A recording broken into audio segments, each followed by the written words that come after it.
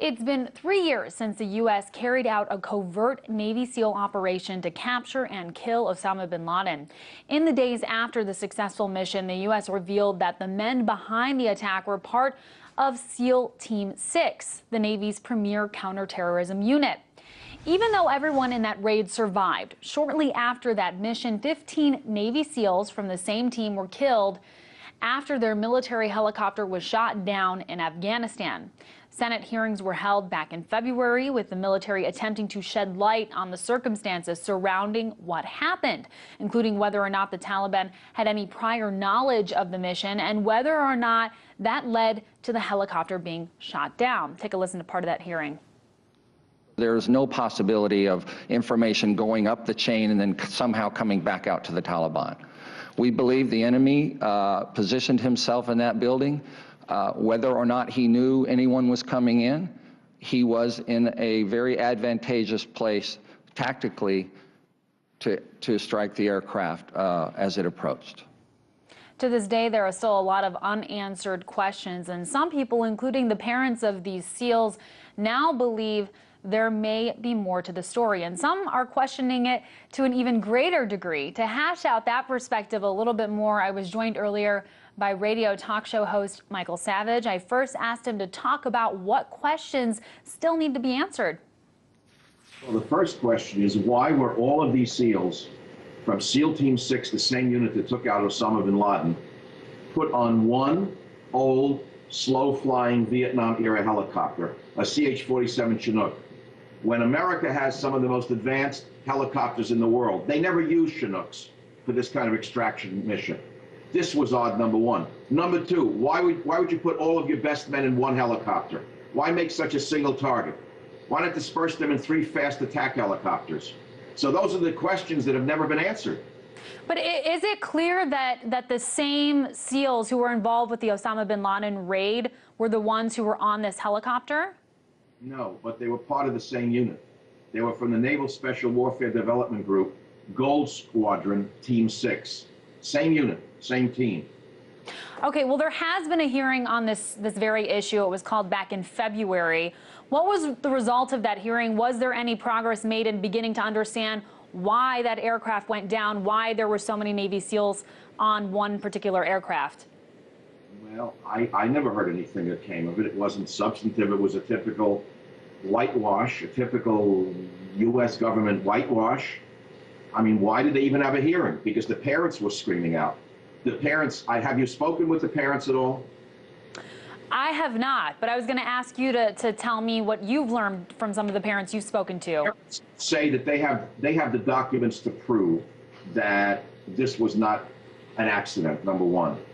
Michael Strange, the father of one of the SEALs who was killed, said that on at least 3 separate occasions prior to this event, his son grabbed him by the arm and announced that he had prepared his will. And his father said to him, he's never done this before. And Michael, his son, who later died in this crash, said, something's going on with the team. Somebody's leaking things out. Something's going on. When he was on the show and he said that, I said to him, your son knew he was being sent to his death? The father replied, they knew something was up, every one of them. Other families of Navy SEALs who died in this crash reported similar experiences with their sons the last time they saw them. There are other anomalies that did come out. And you have to talk to some of the parents who have more of the paperwork than I do. They're the ones who demanded the hearing and got it. Now, the father said on the show that there was no chase helicopter. There was no other support for the SEAL team, which is very unusual. I said to him on my radio show, so you're saying they planned to execute your son and the others on purpose? The father of the dead SEAL said this, 100%, sir. 100%. That's what the father said. So I don't have the answers, but I do have some questions. Right. Well, some of the families, of course, believe the story should be put to rest. Others have insinuated that something is going on, that the government may have purposely put these SEALs in harm's way. What would be the motive of the government to do that? Have you ever thought about why this theory could even stick in the first place? Sure I have. Absolutely. There are many people in this country who suspect that this administration has been penetrated by Islamists at the highest level. You say that's crazy. There are television shows about double agents. The idea of a double agent or two or three or four or more is not something new to government. We all know it exists. Why could it not, therefore, exist in this government? So let's assume that that did exist. Let's take that crazy conspiracy theory to its logical conclusion. Wouldn't that then make sense that they made the decision to put them all in this helicopter? Or let's throw away the conspiracy theory. Let's ask this: who in the Defense Department made this decision to put all of them in an old, slow-flying helicopter into a hot combat zone? Why did they not put them into 3 fast-strike helicopters? Who in the Defense Department made this decision? Who in the Oval Office made this decision? These are the questions that have never been answered. And if I were a congressman running a hearing, I wouldn't have stopped until I got that answer, because somebody did this. Even, let's say, again, no conspiracy. It was just an idiot in the Defense Department. Some moron who came from a college and was put into the Defense Department for political reasons, the way they used to do in the KGB, where they had so-called political officers who had no military experience, to make certain that everyone complied with the political correct thought, okay? Let's say they said put them all in the helicopter. Why? I don't know. Maybe they thought they could save some money on fuel. What do I know why? Maybe it was a dumb decision. In either case, somebody made that decision, and somebody should go to jail for it.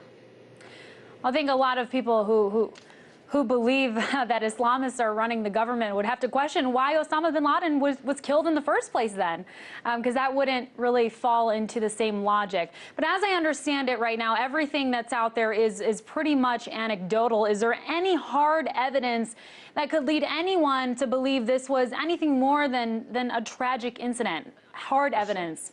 Yeah, sometimes evidence consists of no hard evidence. A detective will tell you that you have to start with what you have. And what we have is common sense. Common sense, military procedure. I do not know of any other such mission into a hot combat zone where all the members of an advanced elite team were put on one helicopter, number one. Number two, put on an old Vietnam-era helicopter. And number three, was not accompanied by at least two support helicopters. So that would be the starting point. You don't have to say that we know it's a conspiracy, but you also don't have to say it's nonsense that it isn't. That was radio talk show host Michael Savage.